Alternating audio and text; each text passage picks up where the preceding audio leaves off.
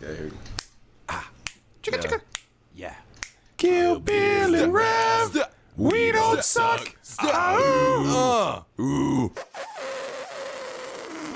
Hey, everybody. Welcome to the goddamn show. It's your boy. Yummy, yummy, yummy. Ken Shamrock from the WWF. How you guys doing? I'm doing all right. It is me, Garfield from the lasagna. Dang, I can't believe we got Garfield. I'm doing all right, too. The boy. Did you know Jim Davis, the creator of Garfield, is like a billionaire off of merchandise? That's fire. Yeah, it's wild. He deserves every penny. So here's the thing about memes. Memes are like a mass collective subconscious of everything we've ever witnessed in our entire life, playing a weird narrative on the internet.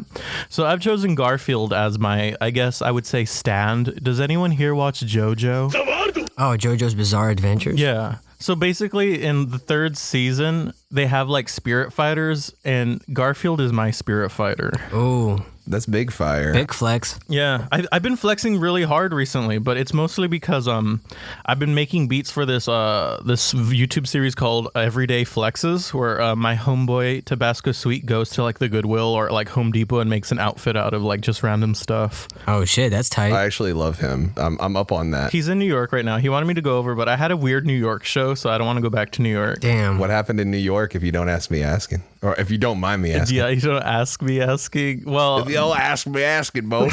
they booked me for an EDM night, and I'm like weird, so the audience was like, half the audience there was for me, but half wasn't there for me, and I could see it physically in their eyes, people that knew who I was and people that didn't know who I was, and the people that didn't know who I was were like super like Brooklyn, I guess, so they were giving me like these eyes, and Hey. I was like really high on like nootropics, and I was like, oh fuck, I fucked up, didn't I? So I played it as like nonchalant and aloof as possible, but like I felt the vibe and it was so weird. It was like tearing me apart on the inside. Damn. So when you were performing, you could hear like the people in the crowd just like, hey, I'm walking in. You're like, damn, this crowd is not feeling it. Yeah, for reals. And I was like, oh fuck. So like I try to play to their strengths by promoting their authenticity, and I was like, you guys are real. Thank you for being real with me.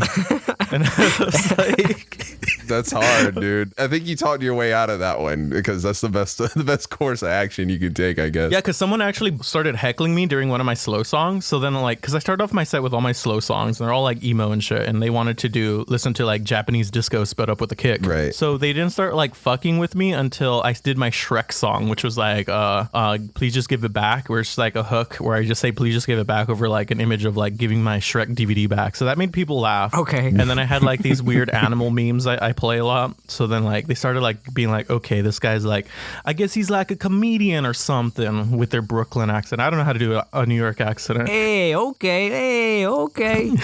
This ball bag. Just whatever they're doing, they're walking while they're doing it. Walking in. It's like, Yeah, they're like, oh, look at this ball bag. Hey. Yeah, I felt like a ball bag. we gotta like bring ball bag into our lexicon, like for real, like because that's like a recurring thing The now. only way to do that is to make a meme out of it, but you have to make it very subtle. It can't just be like, hey, ball bag, haha. It needs to be like very like, it's not the main focus. It's subconsciously, subliminally like messages people ball bag. Maybe it needs to be like a comic strip. Yeah. Like a comic strip where the guy's like, hey, Jimmy, you ball bag. And then in this next panel, it's literally just a ball bag. Yeah. With like a face or something on it. Like, oh, hey, Steve. That's the content that I crave. Now that's funny.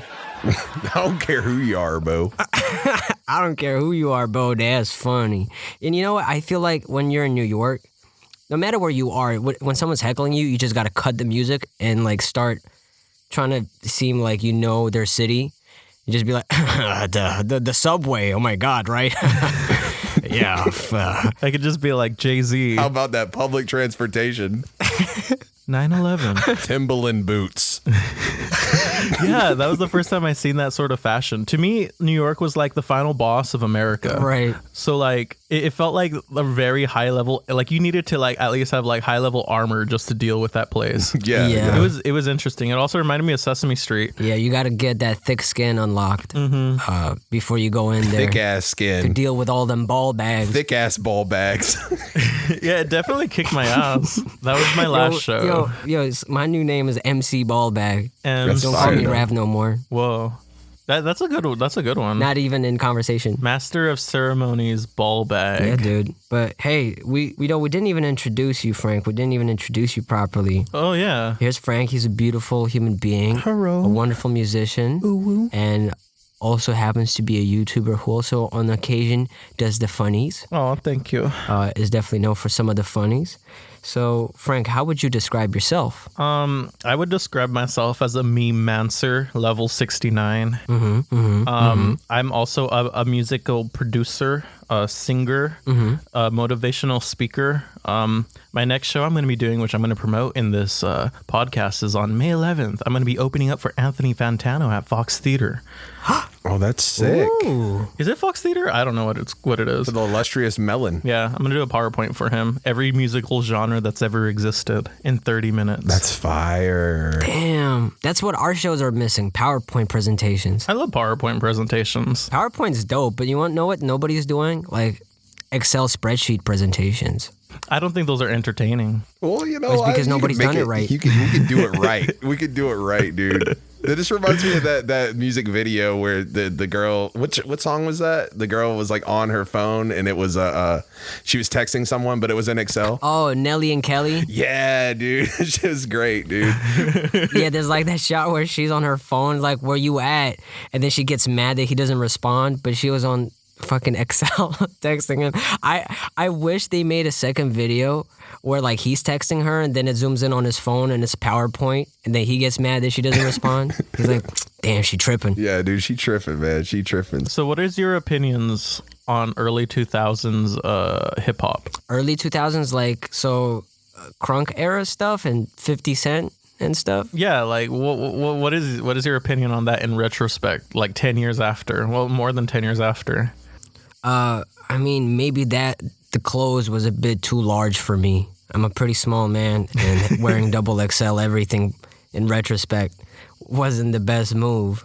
Yeah, yeah. But, you know, it was a statement of sorts, I would say. And you know what is, I have, like, it's really interesting because back then I had kind of a love-hate relationship with it because I really idealized the 90s, but I really enjoyed a lot of the trap that was coming out, like T.I. and stuff and Lil Flip. So I kind of had mixed feelings about it, and now I look back at it with nostalgia, like, damn, times were so simple back then. Okay, the thing that's so weird is, like, I feel like it was like the least self-aware time in rap music. Like, and oh, definitely. that is like a good and a bad thing. A good thing because everybody was like super, like there was not a shred of irony in like any of those dudes, and they all were dressed like with the everybody was wearing the, like, even me, dude, back then when I was like first getting into rapping and shit, it was like what, 2005, 2006 was like when I was like young trying to do that, and I was like wearing the oversized everything. And one thing is I'm a chubby boy, okay? And so, like, no matter what, I always had clothes that fit me because everybody was making oversized everything. Now everybody's like, oh, let's be all skinny and we're going to stop at, like, large online. Like, nah, fuck you guys. Right. Make one for the culture. Give me a dress shirt. You know, not a dress shirt, but a shirt that looks like a dress so I can wear it. I've always been small, right? So especially back then when I was like 12, 13, wearing oversized, like double XL everything, if you knocked me over and I fell to the ground, it looked like I had a comforter over me, you know? Yo, that's so funny. I had, my clothes was way too big for me. But, you know, it's funny, though. It's interesting because you said hip-hop, and it's so broad. Hip-hop is just like a big, like, sort of culture rather than just music. So definitely fashion comes into mind, attitudes, the music comes into mind. And then also all the early internet stuff, Smack DVDs and stuff like that. Although that might be like mid 2000s. I don't know. I think it still counts. That's what I think. Yeah, that's what I remember. I was just talking about the aesthetics. I think it was a time for like, it was like decadence and kind of like over exaggeration, but mostly like in the big baggy clothes. It was almost like a statement saying like it was a time of excess. Like whenever people do big, it's usually a time where like everything's going great. And then like the 2008 recession, which was bigger than the Great Depression, everyone was like, oh, now we're all sad again. So then like hip hop's changed to like auto-tune and kind of like more mellowed out beats and stuff like that. But I like looking at like musical genres through time because I'm really into like time capsules. Like, have you guys ever heard of Remember videos? No, I don't think I've heard of that. Remember videos? No. It's like a meme on YouTube where people will categorize like all the top pop songs, video games, TVs, movies of a year in like a 10-minute collage where they put them together. And some of them are really good. Like they have like DJ software, so all the songs are like beat synced in key, and like it just shows like a time period. But like I think American Exodus, because I'm like all about the American aesthetic for some reason. It was like 2001, so like that's when Shrek came out, and that's when like everyone was doing new metal and like hip hop was like really big. You know, the bling era was just blossoming up. Yeah, right. Yeah, I think excess is definitely. Yeah, it was definitely that. Everybody had diamond everything. The bigger your chain, the more important you were, and it's interesting. Like it's to the point where it was almost. It's kind of ridiculous, and looking back at it, of course, it seems a lot more like, wow, what the fuck were we thinking? But you'd be watching a music video with two dudes with like Jacob's watches, and their times didn't match at all, not the minutes, not the hours. So you knew it was all about just again the excess. Yeah, my favorite was the dudes that would wear two watches. Like they would have the two watches on like one hand, possibly three watches. So like two watches on one hand and one watch on the other hand. That was the biggest flex of them all. If you asked him, he knew the damn time, you know? So like, yeah, he's like, what time is it? Like, where? In LA or New York? What time do you want? He's got a long sleeve on. He like pulls it up. He's got going all the way up his arm. Well, in Frankfurt, it's 5:30. Yeah, all of them bust down too. All of them were completely bust down. Everybody, that was like also I feel like a big thing is that rappers were making more money back then, because that was kind of prior to everyone getting on board with the piracy thing with music and how everything changed. That was like right when that was going down. And I think rappers made more money and they spent it foolishly, because that's what we're supposed to do. Some people spend it foolishly, others spend it more wisely, but appeared to be spending it foolishly. So a lot of people who were flexing with those diamond chains and watches had fake watches and chains. A lot of people didn't pick up on that. Yeah. Or for instance, the cars that you'd see, some people would legitimately go and buy these cars, which was really stupid, right? Because it's just a stupid, don't buy expensive cars if you want to make your money back. They do not appreciate in value. A dumbass Lamborghini is not going to appreciate in value. Wow. But a lot of people would just rent them out, and just for videos, or you know, they'd have MTV Cribs and they'd rent out 4 or 6 cars for that week, and that's it. And then they have this image. And back then, because we didn't have Twitter and we didn't have the same kind of up and close relationship with the artists that we can afford now, it'd be harder to disprove that, like, oh yeah, that person really has something or doesn't have something. MTV would inform us, you know, and now the people themselves inform us. And so yeah, there's a lot less PR involved now in between us. So in between the artist and the audience. So mistakes get made a lot more frequently. So I'm loving right now. Yeah, right now is the Wild West. Like, it feels so insane. Like, anything could happen at any moment. Absolutely. Yeah. Right? Like, it's just, and shit happens. Like, things happen where you're like, oh my God, did nobody proofread that? Or like, did somebody okay this? And then you find out the next day, no, it's just, you know, they fucked up and they try to act like, oh, my phone was stolen. My phone was, if you get a thing that says if you see tweets that say like my phone was stolen, then you know they fucked up. Like they really like went above and beyond on some fuck shit on Twitter. But I feel like it's kind of like a good thing though, because like now people are being held accountable for shit they say, and they think like, because like, oh, I'm being real, then they realize that they have to look at themselves in a critical way when people are like, wow, maybe you're being kind of fucked up right now. Yeah, here's the thing about, I feel it's called like cancel culture, or a lot of this like self-censorship on the internet. Yeah. Yeah.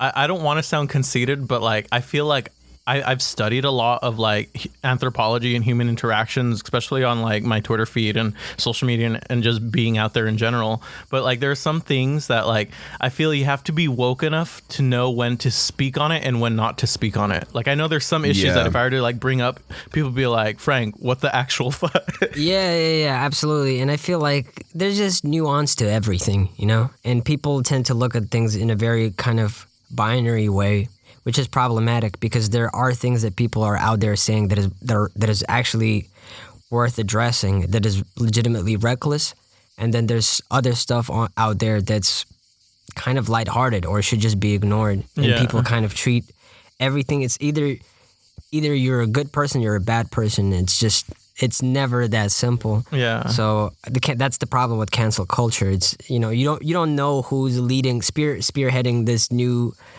viral tweet. Yeah. It could be a fucking 14-year-old who honestly doesn't have a good understanding of the world just yet, and is saying something that's very inflammatory and very retweetable, but doesn't really have much value at all. I mean, I feel like there's a big thing that's like kind of scary about cancel culture in general is like, okay, imagine your entire life summarized and like just embodied by like a tweet you said, and like all the good things that you've done in this world or all the bad things that you've done in this world are now like negated by the normal, like the general public, and it's all like condensed into this one like 250 character block, and that's like weird to me. Like perception on the internet is like scary to me. But it's just like, it's really interesting. I feel like we really are living what Hegel kind of expected to happen. It's really interesting where we always go, the pendulum keeps swinging, and we go from like, you should be allowed to say anything you want. You should be allowed to do anything you want. And then that same group of people at a later point start putting regulations in place. You have to do it like this and da-da-da-da-da. And there's sort of like rules and hierarchies that get established. And it's almost like, like all the failed communist experiments where there's this idea and then there's just, it gets enveloped in structure and paperwork and everything. So it's curious how it just keeps happening over and over. I think the last time I felt free on the internet was like 2012. Like I could really say whatever the fuck I wanted to in 2012. Right. So like when I started making my how-to videos and they started like blowing up, like getting like hundreds of thousands of views, then millions of views, I actually went back because people started sending me them. They're like, hey, Frank, you just said this in 2012. So I had to go back and kind of scrub my like youth on the internet for a while because I was like, oh, man. Right. Yeah. That's happened to me too. Yeah. I mean, prior to the how-to videos, you were doing a lot of chiptune music, right? Mm-hmm. It was interesting. How'd you get into that? Okay, so I like to think of my progress as like a technical thing. So like the main reason I was making chiptune is because I had like a Windows 2000 Sony Vaio laptop in like 2010. So I had like a 10-year-old laptop that had like only like I think like 100 like megabytes of processing speed. So I couldn't get any latest synthesizers. FL Studio would always be like 50% CPU. Yep. But I really liked making music, and like I wanted to make like I alternative like rock music or something like, something like emo-y. But I didn't have the capabilities to record myself. So what I would do was I would listen to like the songs that I liked and I would turn them to 8-bit because 8-bit usually has a lower processing like rate. So like I was able to make a bunch of chiptune, and I just started like honing my electronic music craft by just making chiptune. And I remember the first one I uploaded was like a Panic at the Disco 8-bit in like 2008 or something. Right. And that's fire. And then people started sharing it on like MySpace, and like I was like, oh, I have a niche here. So I was like trying to recreate like alternative punk songs into like chiptune. And then as time went on, I was like, I'll make my own music. So I started like uploading original stuff, and it took a really long time. Like for the longest time, nobody really cared until I started speaking on the internet. And that was like a weird thing for me because I never talked. I would just upload music, and like it was kind of go nowhere. Like it would just be like random. Sometimes it'll blow up because I was making like a trendy artist. Like I made a Lady Gaga 8-bit and people were like all about her in 2010. So it blew up, and like it would get like, I remember I used to take screenshots and upload them to Facebook and stuff like that. And I still have screenshots. I was like, oh my God, I got 10,000 plays in a week. Oh my God. And I was like freaking out over that. Yeah. Right. Because it's a milestone. Yeah. I think that's always good to have, is like, that's why I'm all about like capturing culture and time, is just like taking screenshots of things that like really affect you and then looking back at it years later. So after that happened, I remember I was really into YouTube poops. Like I would just watch like all these like YouTube same. poops, and like I wanted to edit like that. So I made a bunch of YouTube poops I never uploaded, and I would just like cut up like, you know, like the Mario, Fresh Prince, a couple other YouTuber stuff. I try to like restructure to make them say stuff. I remember I was in college too for like 4 years. I dropped out my last year because I was like, nah, this isn't for me. Right. But during that time I was in film school, and I took like a lot of film classes. So because literally I only took film classes because my favorite thing about going to school was watching movies. Like I liked when they'd wheel in like the TV and you could watch something. So I was like, I just want to do that for school, just watch TV all day or watch movies. So I went to film school, edited some stuff, and like used my videos as like video essays and projects. And then after I dropped out, I did like, I was angry at everything because I was broke. I had like $40,000 in debt from like all my college expenses from not graduating, and like I had nothing to do. And then like I was living with these like weebs, and like this one dude, he was like super pretentious and super about like, oh, you're too dumb to understand what vaporwave is. So then I was like, I'm gonna make fun of you. So I made this whole video making fun of his pretentiousness towards vaporwave, and then it blew up and changed the genre. And I was like, well, fuck. I guess I better keep doing crazy. these. That was huge. That's how I came across your stuff. I was in college. Yeah, same. Yeah, I was he was in college. I was making music under a different name, like Jinzo the Trap Lord. I was making like vaporwave trap music and shit, like that type of stuff. Vapor trap. Like just experimental trap shit. And then like I saw somebody was talking about your video on Tumblr, because I was always on Tumblr. Like aesthetic Tumblr was like my shit around like 2013, 2014. Yeah, that was the shit back in the day. Yeah, dude, it's not the same anymore, but like it's gone. It's a time. Like you were talking about time periods on the internet. That was a time. But yeah, I remember somebody was on there. I can't remember. It was like a vaporwave purist dude. I can't remember who it was, but they were like talking shit about the video. They were like, he didn't even get it. And I was like, clearly kind of like a joke, you know? Yeah. But I saw that video and I fucking loved it. I thought it was so great. Oh, thank you. Yeah. So it's really a trip to talk to you now. Oh, it's really good. Yeah. Yeah. It's funny because like at the time doing it, I was just trying to make fun of this one dude, and then I just that was like my first video. I was like purposely trying to be malicious, and like, well, when I first started, I was like kind of edgy, and I wanted to push buttons, but I realized pushing buttons on the internet gets you really big. Like if you make someone mad, they're more likely to be like, I'm gonna show all my friends this, than if you make someone happy or love you. It's easier to get famous on the internet over hate than it is over love. This is why we have all these like 6ix9ine and like Donald Trump and all these people that push buttons that constantly make people mad. We're always talking about them. I think especially, I mean, also it's good. It's refreshing to sometimes see people point fingers at the groups of people that take themselves way too seriously. And I think that's why I really enjoyed the video. As much as I was appreciating what people were saying Vaporwave was all about and all those essays and dissertations people were writing, right? Mm-hmm. I really appreciated that someone could just go there and say aesthetics. Oh, thank you. And put mad reverb on that. I'm like, I'm glad we still have people who don't, like, the moment we all take ourselves way too seriously is the moment where we just fucked up. So to me, I've always been drawn to that kind of attitude, and that video ended up being pulled because of the FL thing, right? Yeah, I was like, hey, pirate. Yeah, it was hilarious. And then like it took them like 3 years.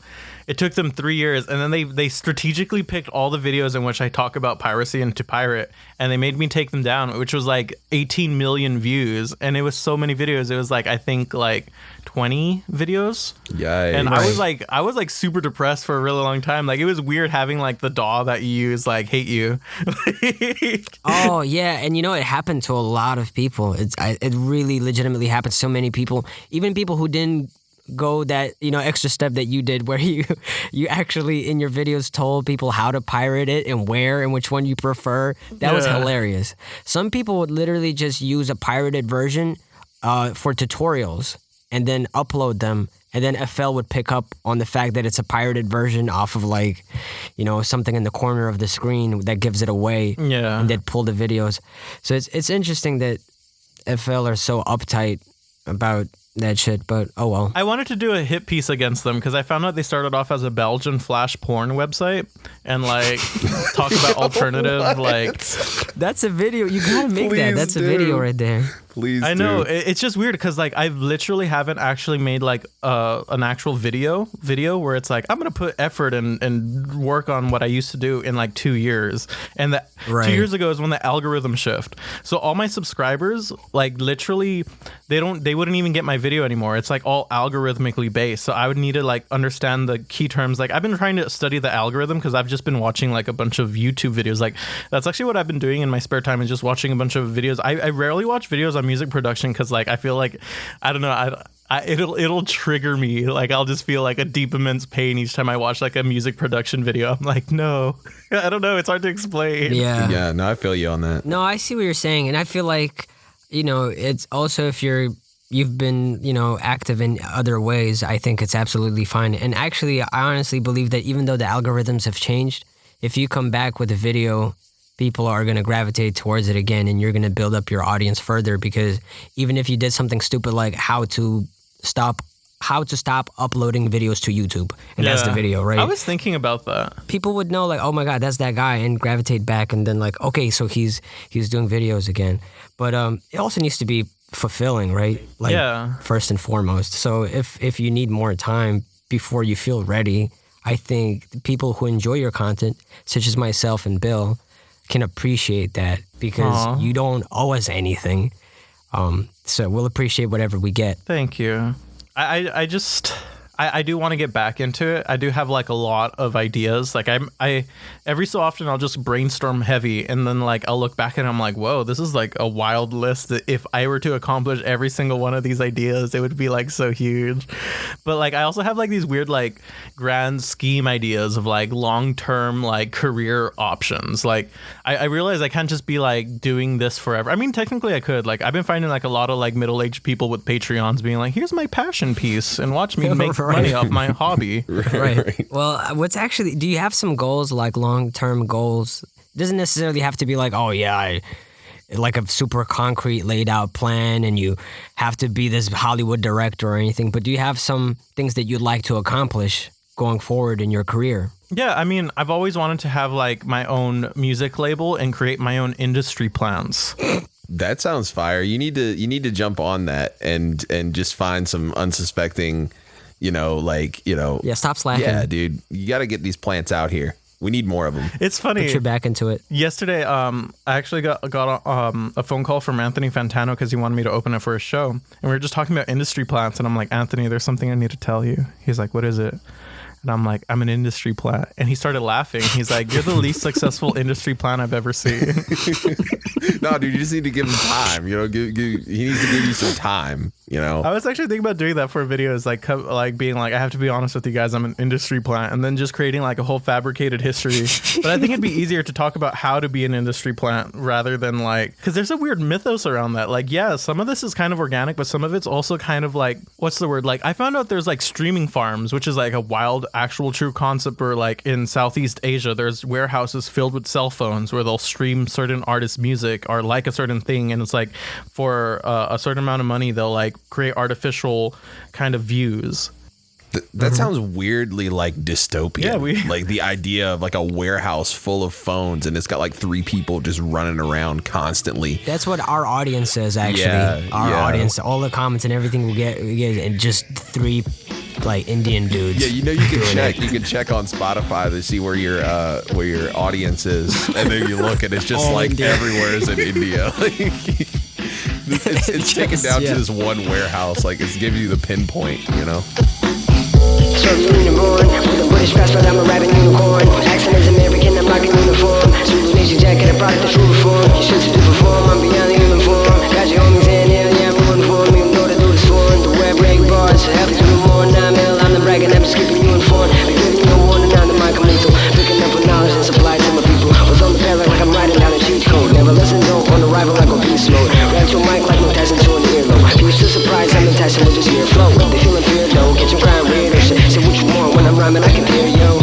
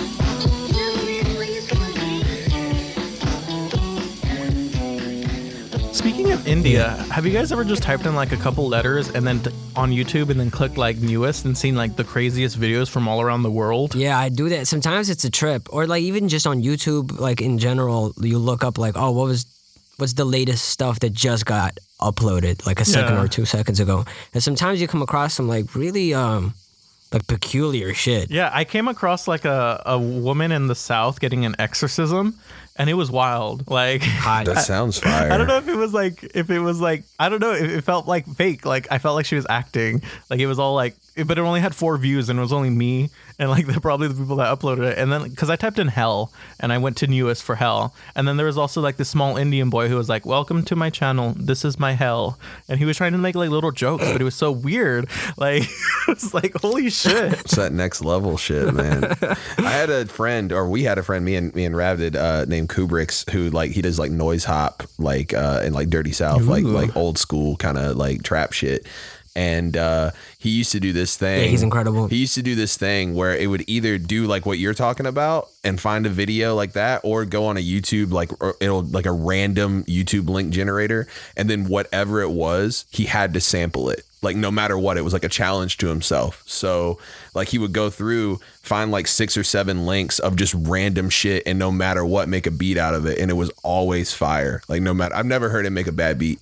But it's just so funny that that's like a thing. But yeah, he would do that too. Like he would just like type a word in, just a random word, and go to the newest. Watching him do it is like performance art. We would just, when we used to go over to his studio, we just get stoned and sit in the sofa and watch him make beats in front of us. Like watch him go on YouTube, randomly find something, sample it, and play around with it. And it was a full-on like experience. It was funny sometimes when he comes across a video or like a bad sample and he's stuck with it because he has to commit.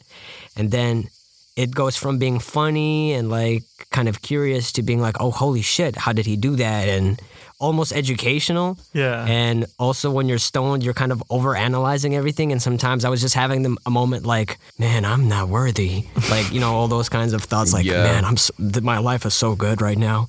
And just absolute performance art. Yeah. There was actually a small micro genre of that like found sound deep dive YouTube video. It existed in like 2015, and it was like only on 4chan for like a month. But I think it was made by like kids like that had like summer off, because it was only during the summer, and then it like disappeared. Right. But I feel like there's a lot of potential for that kind of found sound thing. But like I'm very visual with my aesthetic, so I would like want the video in there. Like if I were to download it, I would download the full MP4. And I really wish DAWs took visuals more into like the creative process. Like right now, FL has like this like weird like generator visual thing that I use for like Volume 2. Volume 2 is a mess. I want to talk about that because like I rarely get to talk about that. But I once uploaded a 33-track album on YouTube, all separate videos, and I lost like 8,000 subscribers in one day. Damn. Oof. Yeah, and then like it was kind of traumatic too, because I was signed to like this old record label where like they had like a weird policing strategy over my tracks. They were like, oh, it needs to sound more poppy, it needs to sound more this. We won't release it unless it sounds like a Zed track or Porter Robinson. That sucks. That's why I was like, well, I can't do that shit. I'm just gonna upload my own music myself. And then like they after I uploaded that album, they're like, that's a brief of contract and this and that. So like at that point, I had to pay like $7,000, which was like all the money I had made off of YouTube at that point, and like pay off my breach of contract thing. And it was so wild. Like I was like, oh my god, this is a really bad day for me. That's crazy. That sounds like the worst time you can possibly have with a release. That sucks. I'm sorry you went through that shit. It happens. But I had bangers like So Damn Beautiful. And what else was on there? Great song. Thank you.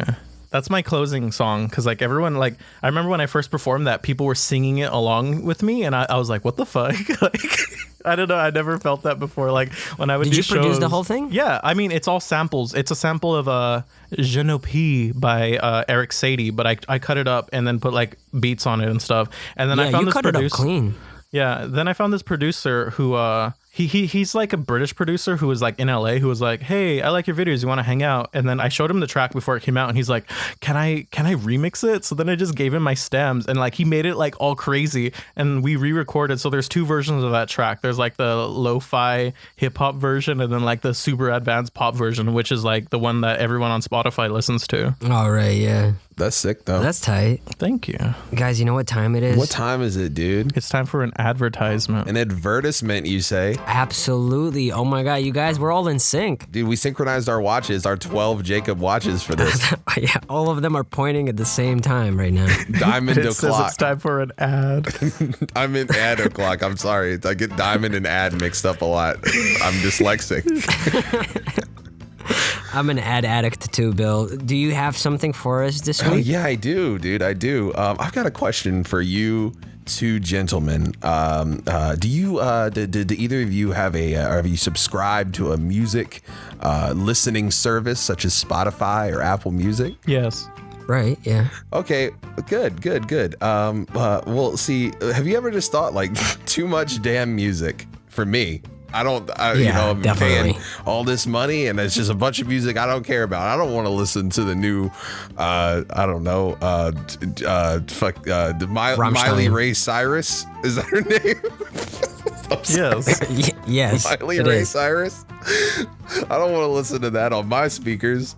So, we brought something special for you. Do you boys enjoy Gregorian chants, mayhaps? Obviously. That's all I listen to. That's all you listen to? Oh, I've got the product for you. Gregorian Chantify. It's just like Spotify, but it's only got those sweet, sweet Gregorian chants that we all love. Now, they also have some hymnal stuff, but that's extra. But we'll get to, more on that later. But, you're just chilling. You're just thinking like, I'm making some spaghetti today. It would be better. It would slap a little harder if I had some Gregorian chants. Rav, let's talk about the technology about this product. Just go into a deep dive for us, the listeners. I'm glad you asked me about the technology, Bill. It's actually quite straightforward. It's just Bill is constantly recording himself into a DAW, and he's passing his vocals through a bunch of effects. So chorus and reverb and a bit of more reverb. Sound goodizer. And a sound goodizer on top of that, of course. And then that's really it. So every time you tune into the Gregorian Chantify, is just Bill performing live constantly. No matter where you are, no matter what you're doing. Honestly, Bill, you're too good to us. Too good to us. Yeah, I know, guys. You really don't deserve me, but for the low price of 7 easy payments of $19.95 a month, using our code, WeDon'tSuck, please don't make me do another Gregorian chant again because my lungs are tired. You could do it. Frank, just talk about it a little bit for the people. Okay. Do you remember the Middle Ages? Yes. What was your favorite part about the Middle Ages? Dysentery. Mine was that everything smelled really bad. Yeah, dysentery. There was also like random death. There was a lot of disease, war and famine, but what I enjoyed was the music of the time. For just 2 easy payments of $69.99, you can get your very own Gregorian chants in your home or office. They make beautiful background music for anything going on, such as weddings, birthday parties, just driving around the city at midnight, and you don't want to go home. So get your Gregorian chants now in the link below. This man said you don't want to go home. I don't know how to drive. That's one of my weird quirks. I've never driven a car in my entire life, and I live in Los Angeles, the car city capital of the world. Who needs to drive when you've got Gregorian Chantify? You just close your eyes and you travel wherever you wish.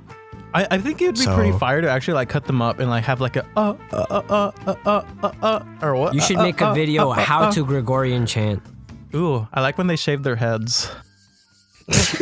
You have to shave your head for the video. Sorry, I don't It's make a the look. rules. Yeah, in a lot of religions they do that. Like that's why Yeah. like whenever I see like a bald person on YouTube, I'm like, whoa, you're a holy man. That's what I say when I see Stone Cold Steve Austin. Really? Yeah, I'm like, he he's is a holy man, yeah. Like he always has like the things. Yeah. Oh shit! Do you hear that? That's the double ad alert. Oh, fuck, going dude. off. Shit. Wild. Ass. Titties. It's time for a new ad, guys. So I'm getting this live from the sponsors right now. Shit, okay, dude. so I have a question for you boys. Do you ever just wake up in the middle of the night and you need to take a piss, right? But you've got people over, maybe your partner, maybe a friend, and you're worried about waking them up on your way to the bathroom. You know that even if you try to avoid, the parts of the floor panels that squeak, you'll still misstep and it'll go off, right? So, I've got a product for you boys. Introducing Microsoft's crab slippers. Ooh. Now, you might be thinking to yourself, Rav, tell me, what are these Microsoft crab slippers? Well, hold your horses. What are they, Rav? What are they? I'm glad you've asked. They're basically like, have you ever played Skyrim? There's like mud crabs. They're like that size, and they're live crabs with a bit of Velcro on top of them, and you just put your feet on top of them, and then they've also got puppet strings attached to all their feet, so you can just scurry your way to the bathroom. Sick, dude. Because it covers a wider surface area, makes a lot less noise on your way to the bathroom. The problem is, if somebody wakes up and sees you, they'll probably shit themselves, but they're unlikely going to wake up because it's so quiet and inconspicuous. Bill, you've been using a pair for a month now. Can you please tell me what your experience has been like? I haven't taken them off even for a moment. They are violent creatures. There's been a few deaths, but I'm not legally allowed to talk about it. But I mean, honestly, I wouldn't change a thing. They didn't deserve to live anyway, And I think they're great. They're comfortable. Comfortable, feel good on the soles of the feet. I'm slapping. You hear that? Slapping the soles right now. It's real good sole. Yeah. So what do you think about the puppet strings in particular? How are you finding, maneuvering these babies? I would say it's arousing. It's an arousing experience. Overall, 19 out of 10. Transition. You know what I'm saying? I'd wear them every day. I am wearing them every day until I die. Frank, what do you think about these bad boys? My favorite thing about crabs that I attach to my feet are that they are arachnids of the sea. And I used to be afraid of any creature that had more than 4 limbs. But getting these crab slippers made me realize that the crabs are underrepresented in culture as a whole, and I would gladly wear these to the market, to the super mall, to the movies, and to the park just to get around. And the puppet strings make it very easy to maneuver. I could even do tricks on them. I could drift in them if I chose to. Yeah, you can even, go on top of your skateboard in those bad boys and maybe land a kickflip. You know what I mean? Mm-hmm. You know what I'm talking about, Bo? And the thing is, that one of the most important things I personally think it is the fact that these are perfectly vegan. Ooh. These crabs have signed contracts to be used as slippers. So thank you, Microsoft. We really appreciate you sponsoring us. It was the next logical step for you guys in terms of business, going from software into making crab slippers. And I just got to say thank you for finally filling that gaping hole in the market. Speaking of gaping holes, my product is... Oh, we got a triple ad read, guys? Do you hear that? Oh, shit. Sound the alarms. Yeah, speaking of gaping holes, are you tired of personal dildos that don't lay eggs inside of you? Oh, yes, finally. Get out of my head, brother. The emerging fetish of laying alien eggs inside yourself, known as the Omniposter, lays gelatin eggs in your body captivity of your choice. Fans say the sensation of mushy extraterrestrial ovum slopping out of them is a real treat. Yeah. Using a keyword FrankJavCee, you too can get your own extraterrestrial ovum laying dildo at baddragon.com. Shout out Bad Dragon. You've been using this item for 3 years now, Bill. Can you please give us a testimony? I mean, there is, speaking of gaping holes once again, there's a gaping hole in my chest from all the face huggers that are just bursting right out of that chest cavity. But it's okay. At the end of the day, man, At the end of the day, you just got to keep thinking forward. And I just love eggs being laid inside of me, particularly alien ones. I'm not picky, not a picky man, but I do think alien eggs are good. It's comforting and comfortable. You know, it fits right in there. If you had to have eggs being laid in you, might as well be alien ones. Yeah, you know exactly. what I mean? We tried ostrich, but that was just a messy process, and I That didn't work. That just didn't work. I wouldn't recommend it. You know, to the average consumer of this type of product. To the average we don't sucker. To the average suck we don't-er. This product it doesn't suck. It has got the stamp of approval, and we got the sound effect to prove it. We got the sound effect. I gotta put a sound effect there. I'm gonna leave that in too. I'm gonna leave this in. We're all leaving everything in. Wow, 3 fantastic products. We're being spoiled by our sponsors. God, we're just rolling in money. All this YouTube money. Finally, my mortgage. My mortgage, dude. Dude, finally, my daughter's college fees. Are you guys coming to LA? Yeah. Never. Can we talk about that? Can we talk about? Yeah, we can talk about that. Let's talk about that. Feel free. Let's talk about it. Let's talk about this, boys. Let's go into this. Yeah, dude, we're gonna be in LA. Because I live in Los Angeles. No, you don't. Shut up. Yeah, dude, don't Stop lie to playing. us, dude. We know. We see right through It's your true. ruse. We know you're Brooklyn. We can tell by your accent. You're all That is Brooklyn. true. Yeah, but we're gonna leave on. We're gonna be going there on the. Fucking May 22nd.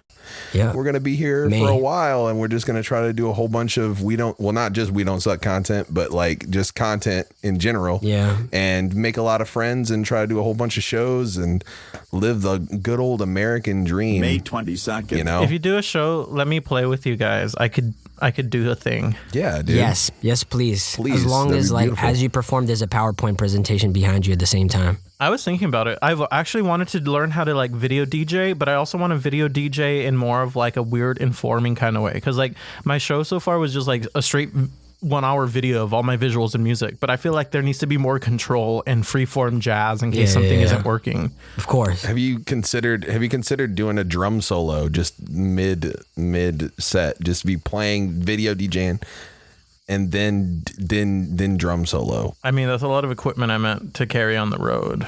But it doesn't have to be a big drum Yeah, it set. could be It could tiny. be like a miniature drum set. I would love to do Brazilian samba, That'd be sick. That's tight. While you do Brazilian samba, I'll do Brazilian jiu-jitsu on stage. And I'm gonna do Gregorian chants. Yeah, if you chop it up though, I think it needs to be more percussive. Yeah. Okay. But you got to do it live with your own voice. You got to chop I'm it up gonna beat yourself. on my chest rhythmically, so it sounds like. Can we get a demo you of know, that real quick for the good old people listening at home? Oh man, yeah. I don't know if this microphone is good enough to pick up the rich goodness. Yeah. But okay. That's just a sample. Damn, that's good. Have you ever seen Wolf Don't of want to Wall give everything Street? away. Oh yeah. Yeah, I have. Mm-hmm. I didn't think about that. I mean, they ripped me off, man. They what did Soulja Boy say? They jacked my whole flow. Yeah, dude. They jacked your whole flow. Matthew McConaughey jacked your whole flow, dude. It happens. I've been saying that for years. Yeah. You're just following in my footsteps, but you know what? I'm okay with it. You know, imitate me all you want. You can't be me. You can't be this goodness, this great Gregorian chant emperor that I am. Rich goodness, dude. Rich goodness. That's the truth. Yeah, man. Just only one me, man. You know what I mean, dude? Do you get me? Do you get me, bro?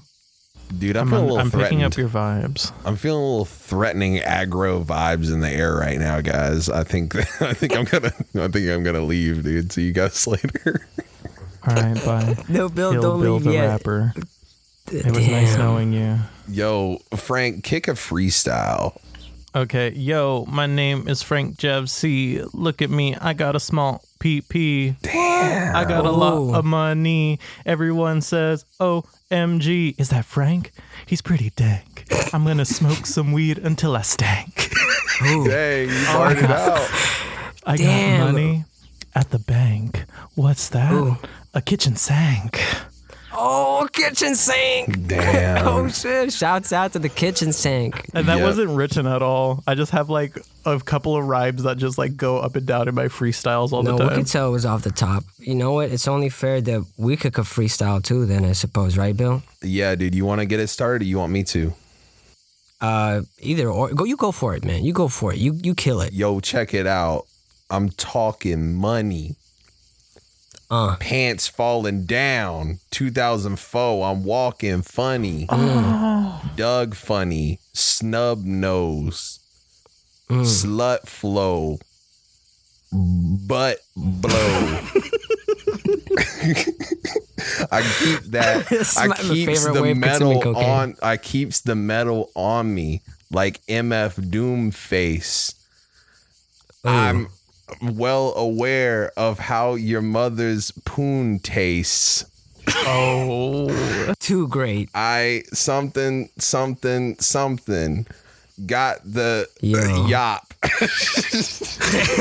Damn, I don't know how to follow you, boys. Oh yeah, okay, I'm done. Y'all don't, the rest you gotta pay for, you feel me? Right. It's just a sample. Come to the show. Hey, yo. FrankJavCee got the dank ass weed hey, and the stank ass feet. ooh, Stank. Smoke so much like a hash athlete. Dang. In a packed taxi. Dang. In the back seat. Not just the back seat, but the back seat. backseat. It's He in the a limo. bus, right? Yeah, in a limo. Getting mad nasty, That's true. but holding hands mad sweet. Aw, wholesome. Yeah, that was a good way to. Fucked your dad last week. Okay. That's very true. But you know, that's it. Again, you're gonna have to pay to find out the end of that story. Whoa. You have to subscribe to Rav's premium Snapchat to hear the rest of that. This was intimate, guys. I like that. Speaking of toe picks, guess how many I sold? How many, dude? 7. None, because I didn't give anyone my PayPal information.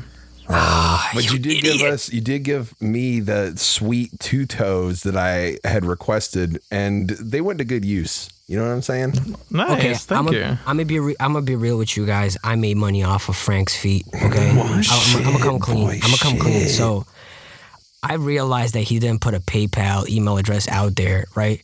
So I went around, found all his followers, right? Because I can see his followers, and I DM'd them like, "Yo, you want his feet?" And I took that pic that you tweeted, right?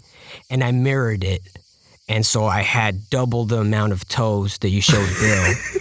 Damn. And I was trafficking them shits, you know what I mean? And I'm just rolling in money right now. I'm ready to retire, boys. I'll be honest.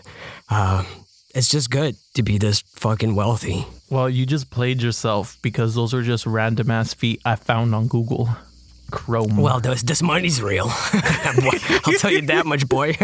So who's playing himself? Dude, that's actually money that Frank found on Google. He printed it out and he sent it to your bank account, and then they were in on it. The bank people were in on it. They were like, "Fucking sick, dude. You gotta get him." Got him. Fuck. I gotta make some calls after this. I was just joking, boys. None of that really happened. You're going to jail for fraud. Nah, this was a goof. Memes. Can you imagine like just being like, haha, I was joking, rob a bank, LOL, JK. JK didn't actually do it. I'll be right back. Someone actually got mad at me for the toe pick thing Why? because they were like, that was my idea. And like, I'm going to fight them in real life if I see them. They're actually like a famous Twitter comedian. I don't want to bring up their name, but like apparently they're mad at me because we had the same idea and they're Is trying it Barack to Obama? Close. Dane Cook. Have you seen his stuff recently? He looks he got a big ass chin now. A big ass noggin. He got a big ass chin. Pull up next to Jay Leno and he looked kind of like Jay Leno, and Jay Leno like, "Yo, you look like Jay Leno." Yeah, you can fry a couple eggs on that shit. The crimson chin. Yeah, Crimson Chin. Yeah, dude. I went years not knowing that he voiced him, like for like the longest time. Really? Wow. Yeah. I mean, I just like never paid attention to it when I was a kid. Like I was like, yeah, no, it's the Crimson Chin. And then like somebody was like, "Yo, you know that was Jay Leno?" And I was like, "Nah, dude, that's not." And then I saw it and I was like, "Fuck." Nice. Yeah, dude. That's Yeah, just dude. pretty much every story that I tell about my childhood learning something is going to end with me being like, fuck. I don't remember my childhood because of substance abuse problems between the ages of 18 and 24. Sick. I get it. I understand. Relatable. Pound it. Substance abuse, am I right, boys? Pound it. Follow for more relatable content. Subscribe if you want to know more. Da. I like to die. Oh, wait, hold up, guys. I can't believe this. We've got another ad coming through right now. I just got this damn it. email. This is the most ads we've ever had on a single episode. Do you know that? This is a very important time in our lives, and we're all here. Frank, you should take a screenshot of this.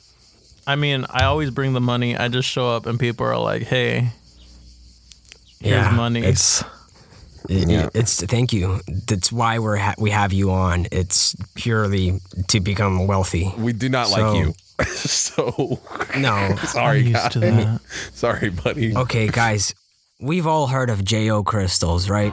No. Okay, so J.O. crystals, Bill, you know what J.O. crystals are, right? It's just something about it. It makes you jack off to the crystal. Is that what it is? I don't really know. Yeah, you jack off, you got the crystal, and you charge it up with, like, good vibes. Oh, I've actually heard of those. Do you come on it? Right. Yeah, I thought it was something else. So, okay, so we've all heard of J.O. crystals. I literally have like 8 of them right here on my computer. and I have 8 of them in my mouth right now. You better get to charging Yeah. those. They need more charge, honestly. So, as I was saying, we've all heard of J.O. crystals. But what do y'all know about J.O. kites? Whoa. Oh, In the sky? Bill, take it away. Oh, great. Yeah, dude. Okay, it's a sunny day. Sunny goddamn day. You're out and you're thinking, I need more energy.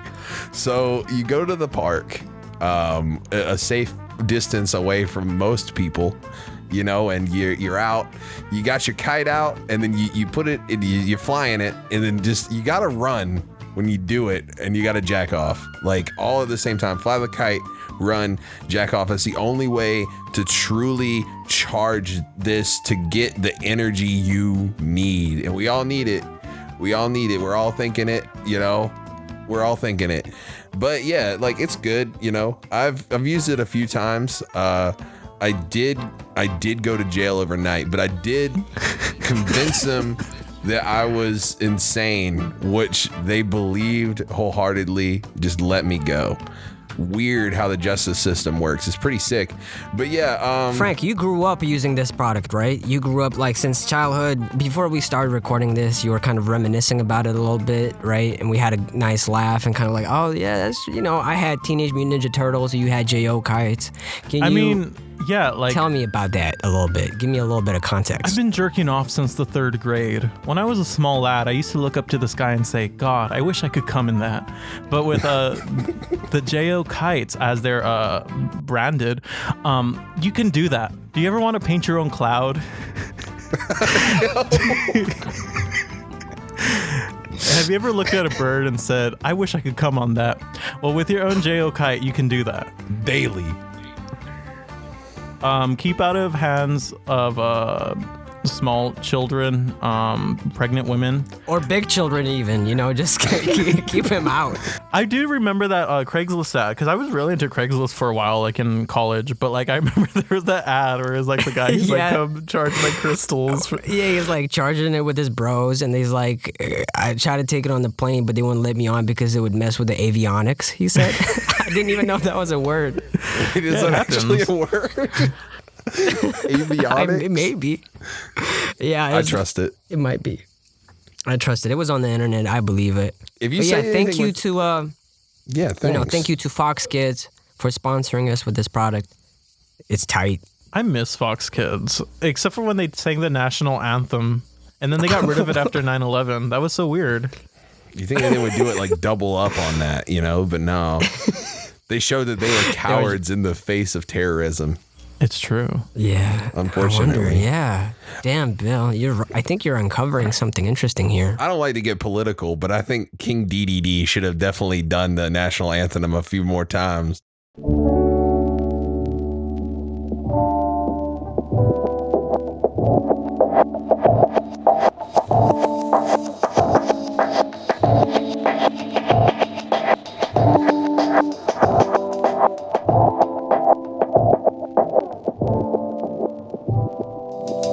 Penmanship slip, sloppy as all hell. Both feet dangle from the top of the guardrail. Street fight stance, get up off of me, guard well. Lost on the road, trying to find if a star fell. Heavy as barbell, his thoughts remained and dipped deep in construction, but he lost the manuscripts. Break through the skull, slide across the candle-lit floor. No talent was in store for the bore. Life is a balancing act that I can't keep up, but I'm rolling with the punches by rolling a couple trees up. It slows me. The solution turns to problems. Mama told me keep my head out the clouds. I heard it often, now I'm dead to the world. Wear my coffin, catch me sitting by the gravity bong. You heard it coughing, time to sleep. Seems like it's all that I do. I say I'm down to the death, but I don't talk to my crew. Man, I'm withdrawn, gripping a big bong, a tall cup. I haven't even made it. People saying I'm washed up. Y'all got me fucked up.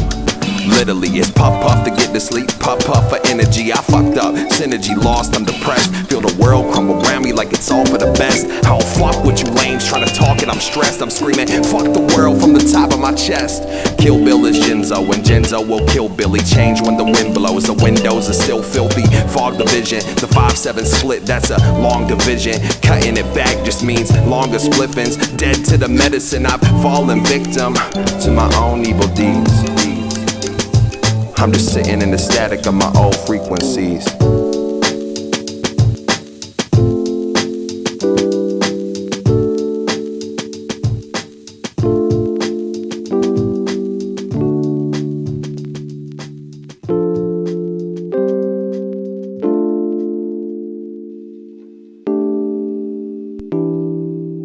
I ask the voices when they'll stop, the all answer forfeit. Exploring this torment and dormancy, it's morbid. Every one of my demons is now currently in orbit. My every fear mocks me, it murders me to live in the living room of a dying world that I rage war with. But I refuse to die in the world that I was born in. Seeking peace of mind, but my mind pieces torture my existence, and I'm trying to resist it, but it's boring. I've seen through they pattern, first they laugh and run from me. It's like I'm trying to sell cigarettes to these tobacco companies. But why do I insist to make them happy when I know not of happiness myself, sitting trapped within my shell? If that act alone don't seem backwards in itself, then consider all my vices, they keep damaging my health. It seems that I'll never reach the vantage on the shelf, and it's not that I can't reach it, I just haven't got the will. So what's the point then? Why seek a partner, a house, or employment? If you don't ever experience enjoyment, then all the time you spend just gets flushed down the toilet.